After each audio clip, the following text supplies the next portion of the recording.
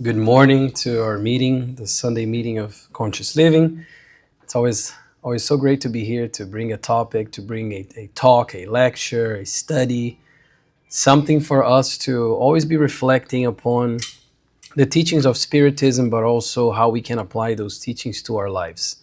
Because I think that's a big point of Spiritism, is to learn to apply these things in our lives. And the lecture of today, the talk of today is called The Value of Time. And I usually send a list of topics to Abigail. Abigail chose this one. She's like, that sounds interesting. Maybe let's do that one. And the idea, I'll tell you what the idea came from a little later because I want to present the notion of the value of time. But I think from the get-go, we can all take a gander and imagine what is the value of time? First of all, do I understand what time is? Do I understand the concept of time? And if so, how much do I understand truly the concept of time? Number two, how am I valuing that thing that I think I understand what it is, time? How am I utilizing time? How am I doing the things that I have to do and the things I can do with the time that I have, which is this resource that we all have. We all have been granted and will continue to be granted or borrow. We can borrow the time from God because in theory, everything we receive from God. And the notion of time is something that, or at least the curiosity, or you can even say the fear of the passing of time, is something that comes way from a long time ago, way before our current times. And I brought here, interestingly, the two ideas of time that they had in Greek mythology or Greek culture. One is Chronos, which is the one we're more used to, which is the one on your left, which is who was considered like the god of time, and he had a scythe, just much like we see with death, if we think about it, carrying the scythe, because that one god is the god that they understand that is the regular time as time passes, and it's just something that is infallible. Time will pass, such as Chronos will exert its power over us, and that's Chronos. But the one on the right is interesting because for the Greeks, there's also another idea of time. They had Kairos, which is another concept of time, and that's the one on the right. And that is it's also a god, and the idea for Kairos that's different than Chronos, that Kairos is this sort of angelical figure in a way that has no clothes, even though it's just for, I guess, for artistic sake, they put something there. But it has no clothes, has wings, and it has these locks of hair that only protrude from the front. So on the back, he's completely bald, and he has hair on the front. Why? It's interesting. Think about this artistic, idea they had of Kairos, about time. Kairos represents opportunity. It represents the time that passes quickly. And the notion of the wings means it was a very fast god, but also the hair is interesting because it means you can only catch Kairos if you catch it before it passes, because once it passes, you can't grab it on anything. There's no clothes, there's no hair, meaning once an opportunity has passed, you can't take it back. It's so interesting. It's so deep, I guess, for us to understand how time is this thing that even thousands and thousands of years ago, they already had this idea that once time passes, this opportunity passes, we can't take it back. We can't get it back. So Chronos and Kairos. But the notion of time, and it's also something interesting that I wanted to bring. I wish I could bring the whole video, but it's the 10-minute video. So I'll invite you guys to watch on your own. There is this channel on YouTube called To Scale, and they did a specific episode on time. So they wanted to see sort of okay, do we really understand how old the universe is, how old the earth is, and all of those things? And with Spiritism, we learn that we are immortal spirits. So how long have we been alive? How long will we still be alive? How long has everything been the way we know? So they scaled the history of the universe. They went to, and I recommend it, such an interesting watch. It's only 10 minutes, but what they do is They go and they on this dry lake bed, and they do a scale that is 4.3 miles long. That's almost 7 kilometers long. To scale how in years, how long the universe has been the way it is. And we know Earth is over 4 billion years old. So the universe itself, 13.8 billion years. Can we really try to imagine that? I dare say we can't. If we just stop to think about it, we can't really imagine what is a million years. We can't. It's a concept that flees our grasp of understanding. 10,000 years even, I'd say, we can't really understand, because we live, what, 80, 90, for lucky, 100 years? What is 10,000 years? It's too much. What is 1 million years? What is 13 billion years? So what they do is they go to this place and they put markers, and every 33 feet, which is 10 meters, equates 20 million years. Takes 10 hours, and they need the daylight for that. So they start in the day, they go and they start to place the markers exactly, like evenly spaced, representing 20 million years, every marker. And they go, and they takes them 10 hours, which is already tells you how much time that actually is. And at the end, they when they see the results, the guy actually like is emotional, because they have to use drones and all to see how far that line stretched, and they did a human timeline as well. Look at this, a human timeline. How long has the universe been there, and how long have we, humans as we know it, have been alive in this universe? And it's incredible, because at the end, for that over 4 miles of stretch, this is the human timeline. This is the human timeline, and the guy is holding that, and the little lights differ, like they differ regarding like the invention of, when they were able to utilize fire and all those things. So they build a universe timeline and a human timeline, and then they get the human timeline scale to the universe timeline, and it's something like this, a couple inches long, in a 7 kilometer or over 4 miles stretch of land. What is that? How interesting this is to imagine that we, as we are in a way, have been in this almost like a grain of sand in the whole history of the universe as we know it, because of course there's so many things we don't know yet.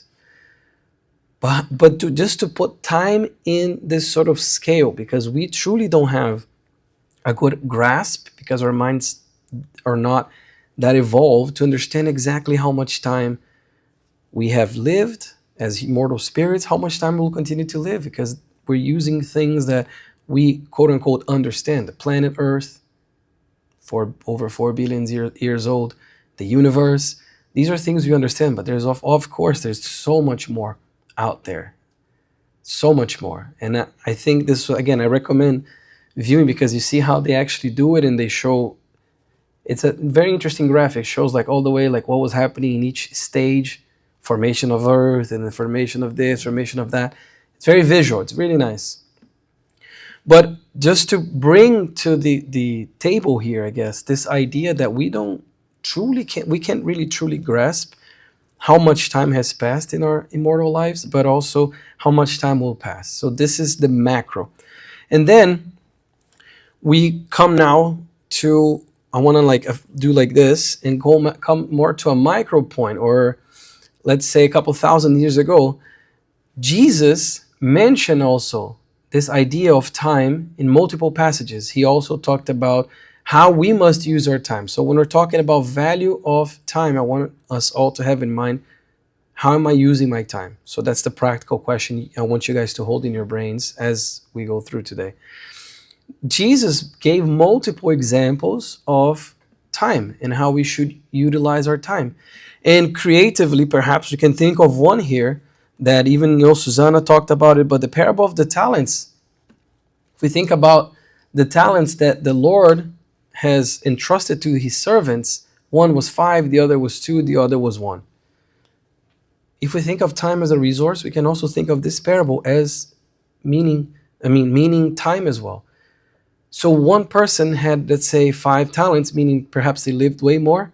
How did they utilize that time? They doubled that. They doubled the what, not the time itself, but the value of those 5 talents they received. The other one received 2, doubled those 2, 4. We can think of that person, perhaps, again, this is expanding the concept of this parable a bit. We can think of that person who received 2 as somebody who lived less than the one that received 5, but in one reincarnation, they received enough time and they doubled the value of that time. They utilized their time very well. But we also have that one that didn't utilize the talents. For the other 2, the master said, "Well done, good and faithful servant. You have been faithful over a little. I will set you over much. Enter into the joy of your master." Interesting, because now if we think about time, let's imagine what this could mean. This could mean so many more opportunities with the time that was entrusted, time in this case being the talents of the parable.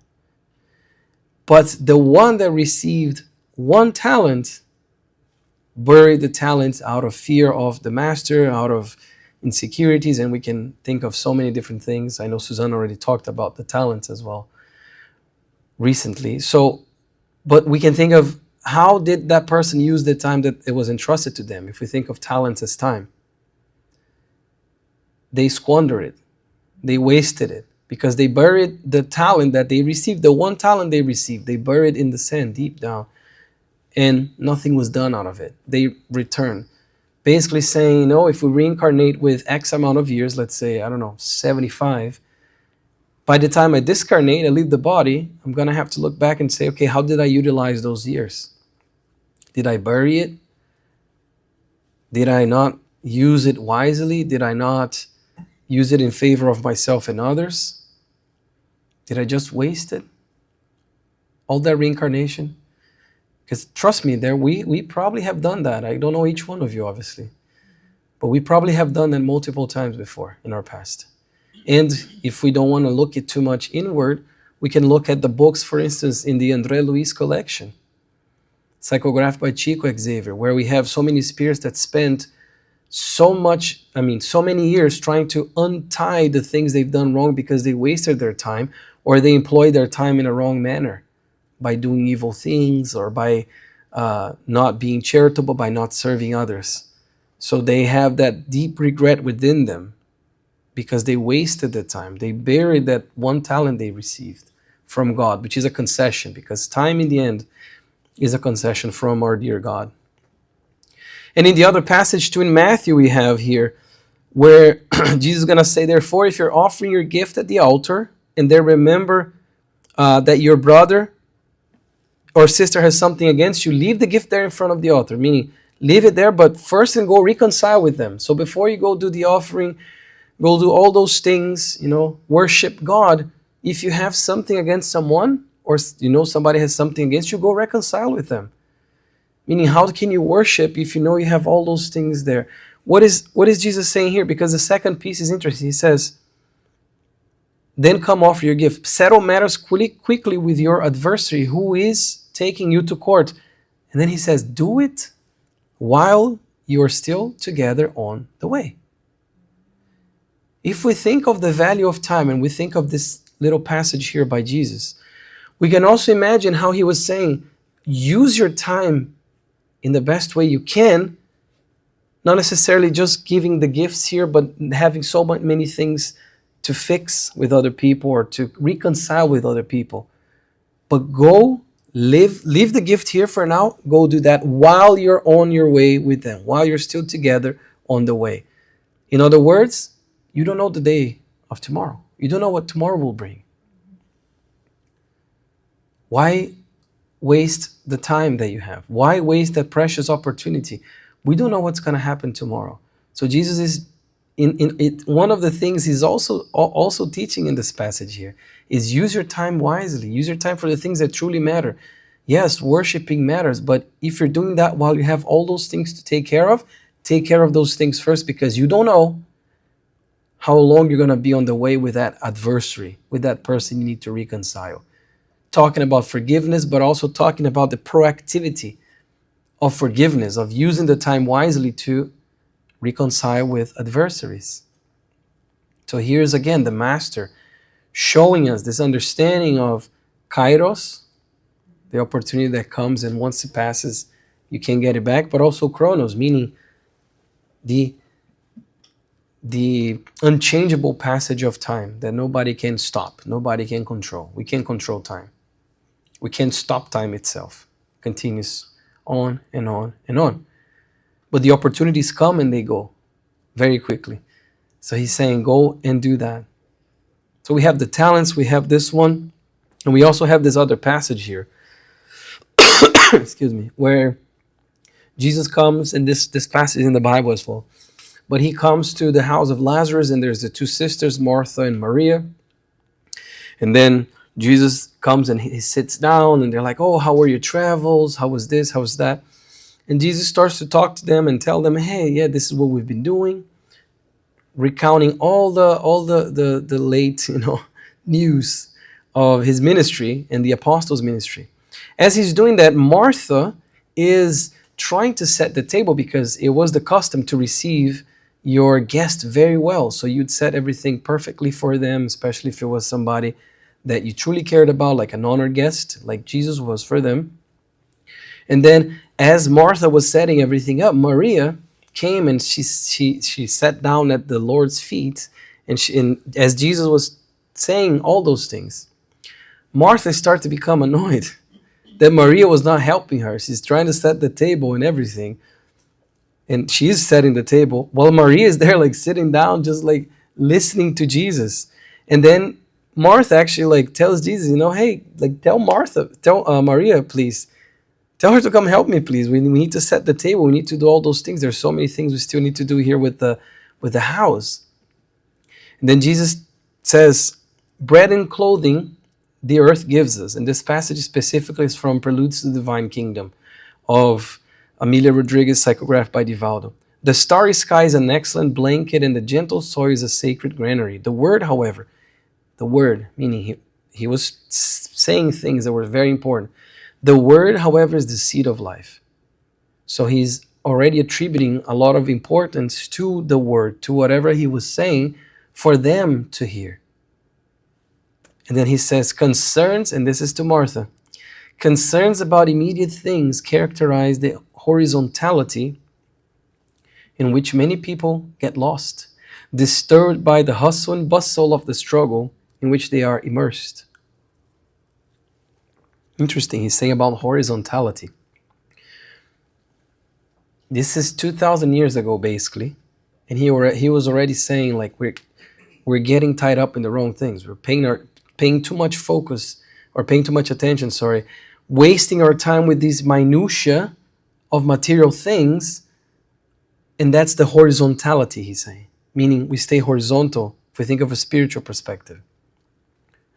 And he says, hustle and bustle of the struggle in which they are immersed, because you're saying, like, yeah, life is difficult and we have all these things we must take care of.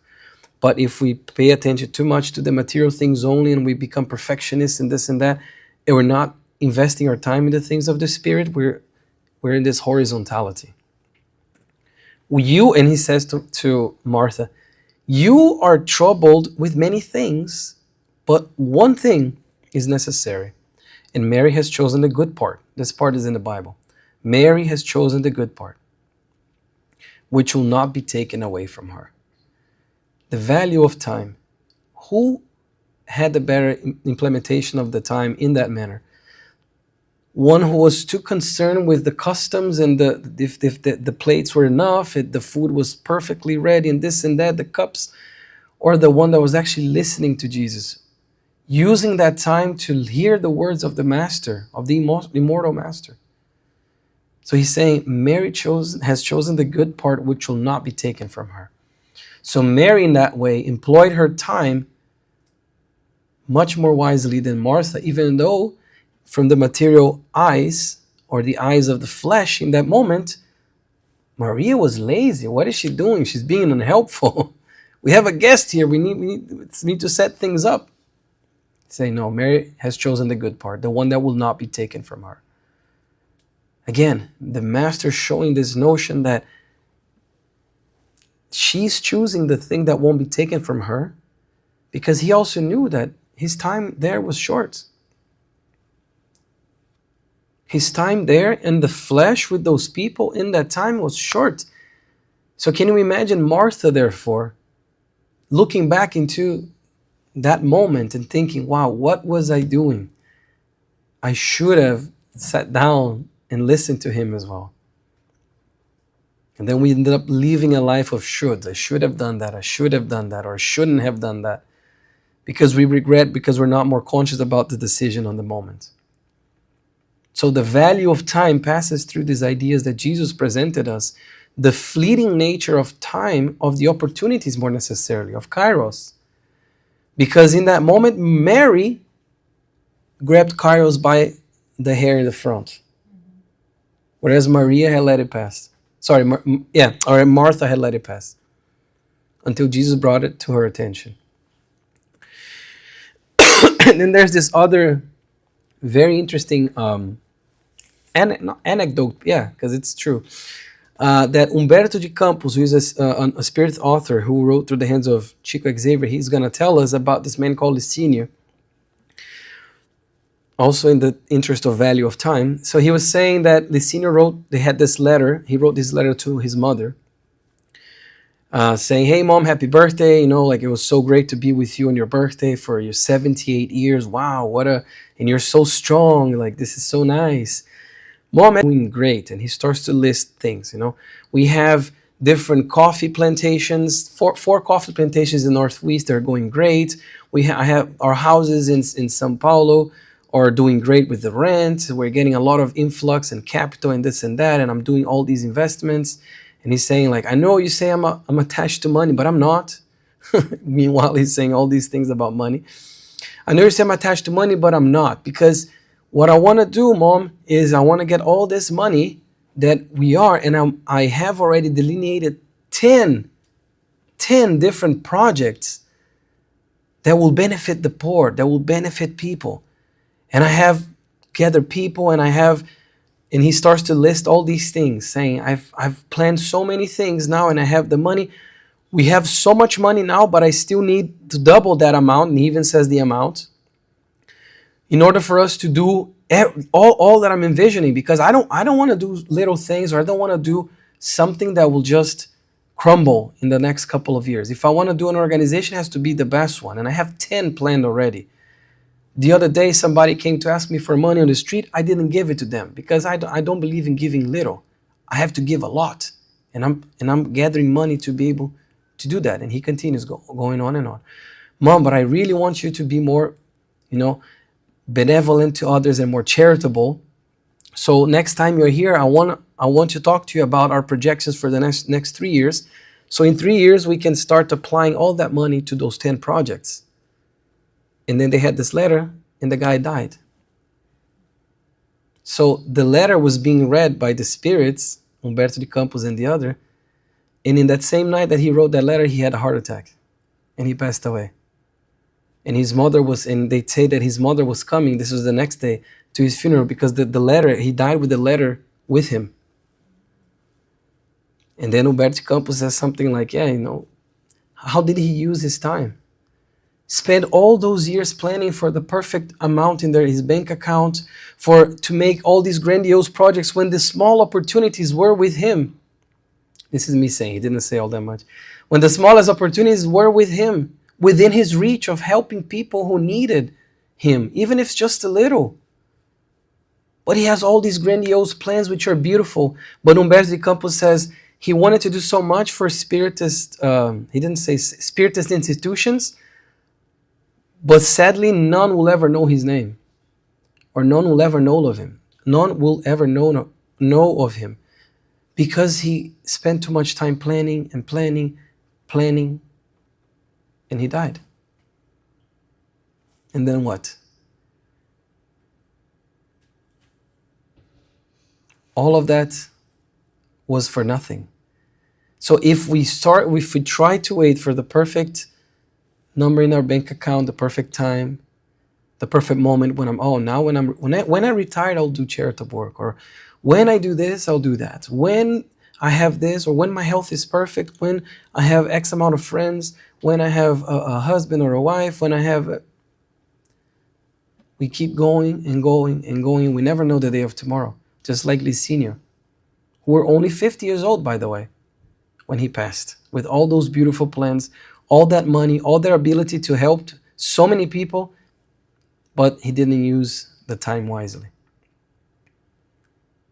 And I thought this was a very interesting, it's a true story, very interesting thing for us to reflect upon. How are we using the resources that we have, the talents that we were given? How are we using the time that we have? Because we all have time. I have 24 hours. Today I have 25 because today we roll back the clock. We all have 24 hours in our days. And it's not about the whole like productivity hack, let's maximize. Yeah, that's good too, but how are we valuing our time? What are we spending our time on? And the idea of this lecture actually came from this. It's not poetry because it doesn't rhyme, but it's like this verse or message that somebody anonymous wrote a while ago. And I think I was like 11 or 10 years old when I first heard about this, and it stuck with me.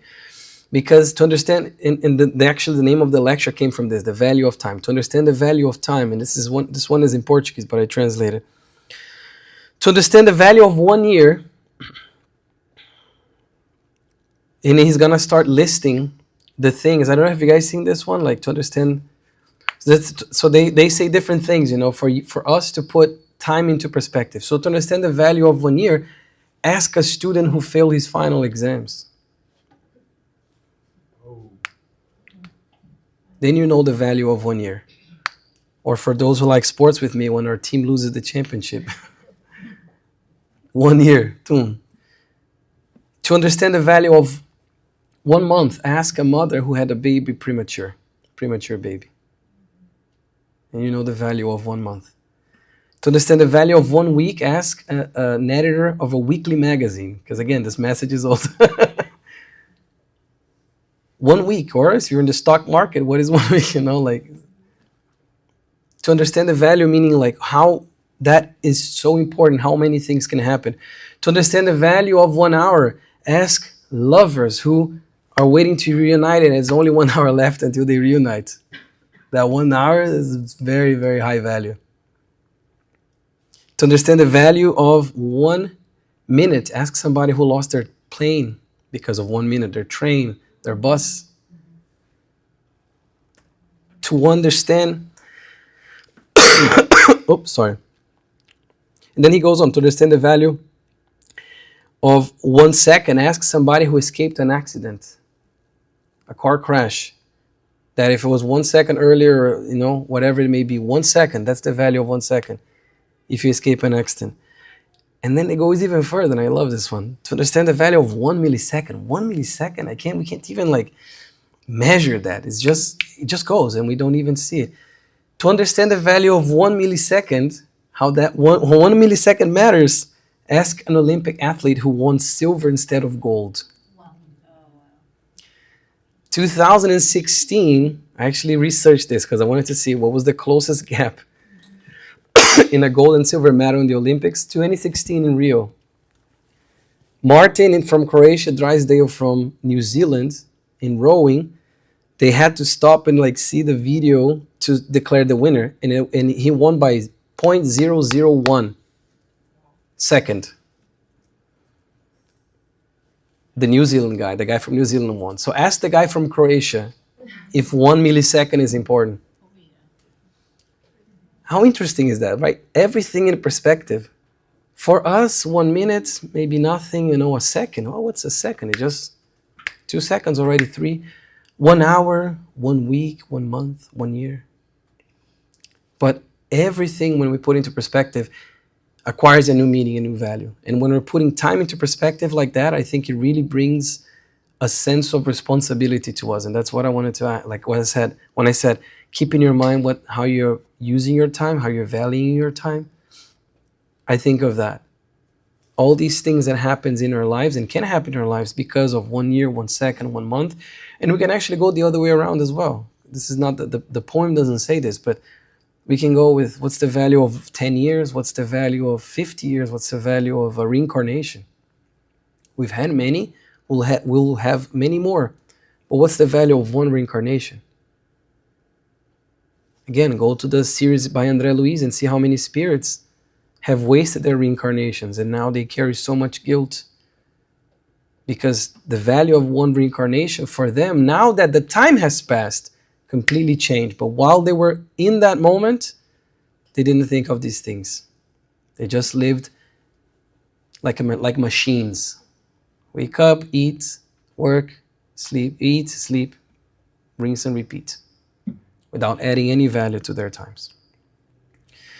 And then Emmanuel's going to say this one. This is in the Living Spring. This is a message that is called For a Short Time. He says, if the creature knew how short it has, how much short of a time it has in this reincarnation, you'll look at things differently. So he says, such a perception in light of eternity would certainly give them a new concept of the blessed, invaluable yet short opportunity that has been given to them. Everything benefits or afflicts the human being for just a short while. So Emmanuel here is almost going the other way of the poem that we said. 1 year, all 2 milliseconds. He's going up. If we think of a line of infinity, which, by the way, we can't think of, but let's pretend we can, or the best we can. He says one reincarnation is basically that 1 millisecond in the life of our spirit. But he's saying we will see how we're blessed with the opportunity to be here for a short time, to have this short time in our hands for us to utilize the best we can. It says, nevertheless, many people use this tiny fraction, meaning their lives, of time to complicate their lives for many years. That's the wasting the time, squandering the time, doing all these things that won't amount to anything with the time that we have. And he says, my friend, whatever you are, remember that you will be there only for a short time. Wherever you are, you will only be there for a short time, because the spirit does progress. We don't know how much time we have. Nobody knows, but we know it's for a short time in light of eternity, in light of the life of the spirit. For it is how you use the short time, and he puts this in quotation, wasn't me, that will determine how you proceed to the long time of either happiness or suffering. So it's how we use the short time that will determine how we proceed in the long time. It's going to be either happiness or suffering. Because consequences that will take lifetimes to dissolve are often made in the span of a second.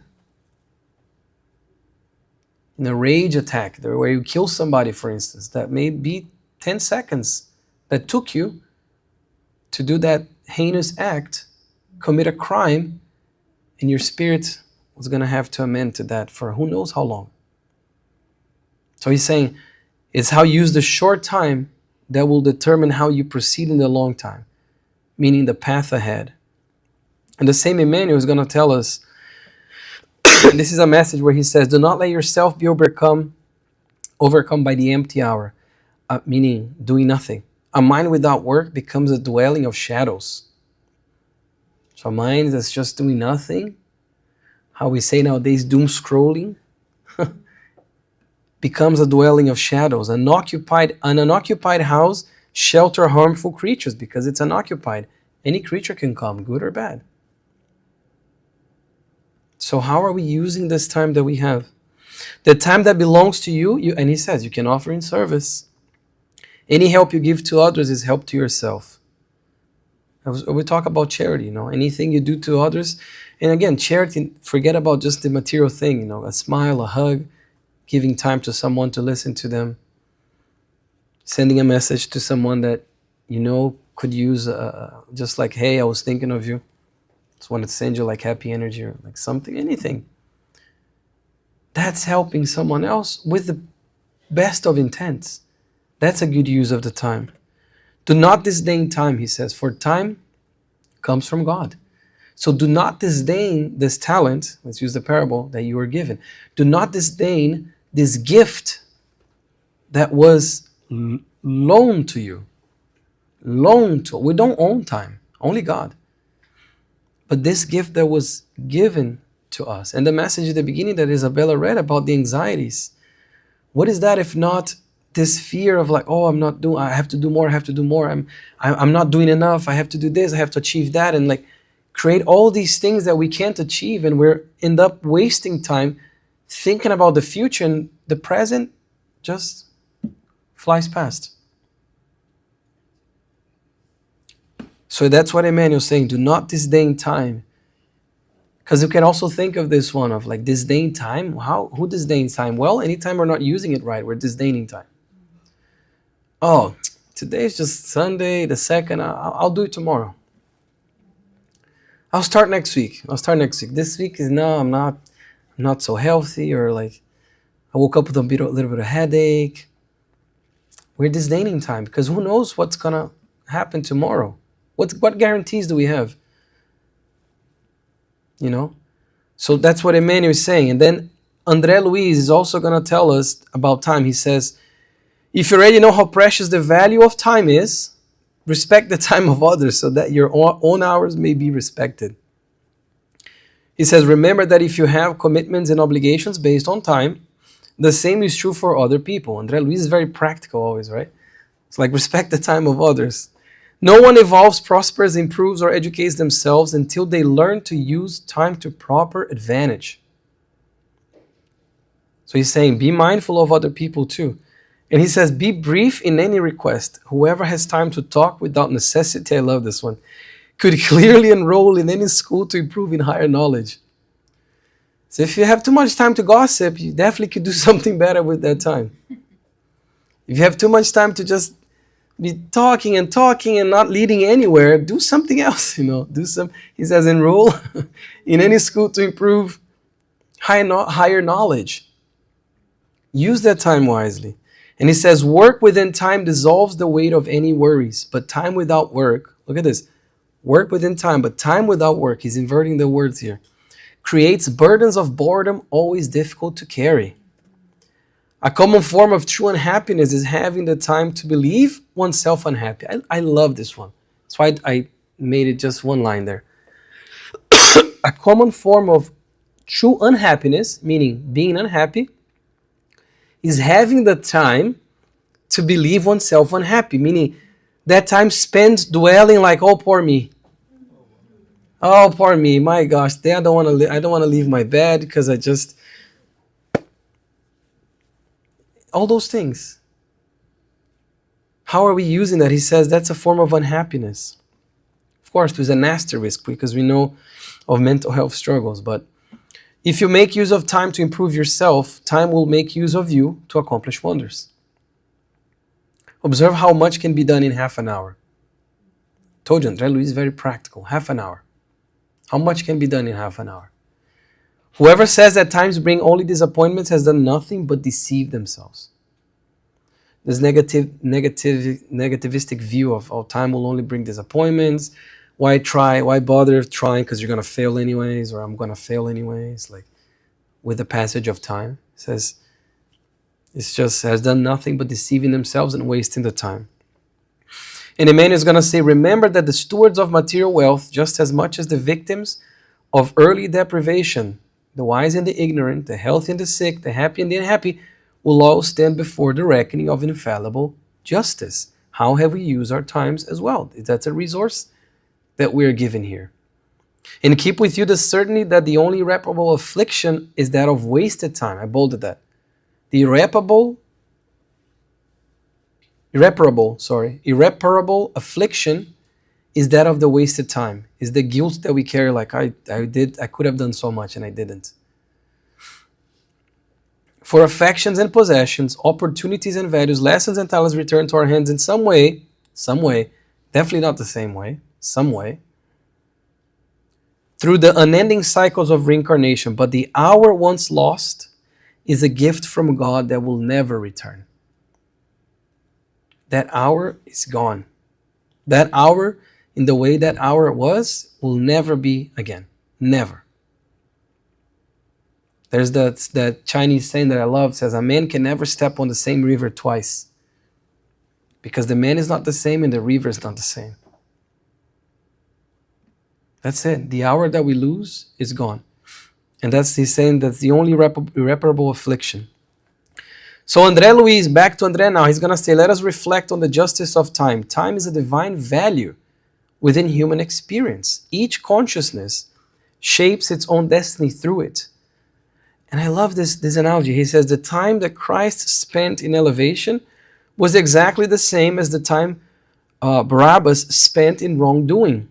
The only difference between them is that Jesus used his time to magnify goodness, while Barabbas used his time to generate evil. Between the light of one and the shadow of the other, the use of time unfolds along an infinite scale, of course, because one is a spirit of the highest order, the other one wasn't. So that's why he's saying there's the scale. To improve ourselves or to worsen within it, that is our choice. So to how fast we're improving in the scale, how well we're improving in the scale, it's up to us.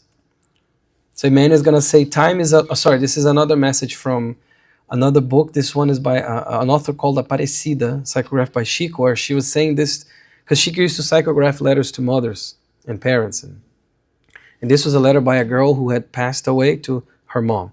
And I picked just this part about time because it's beautiful. She says, time is a loan from God. A miraculous elixir, it soothes all pain.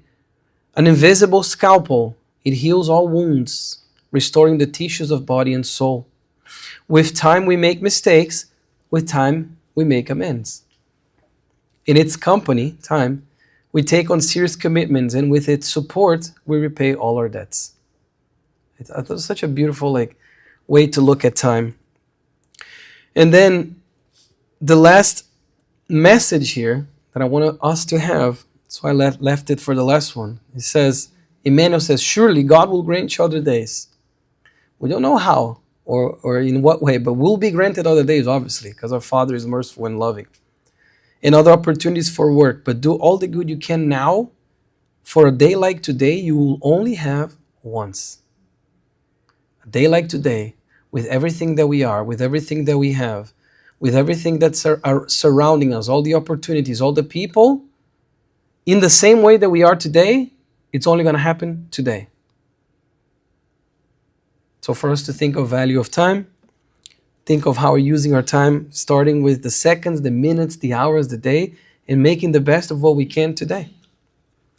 That was the message. So I wish everybody have a blessed week.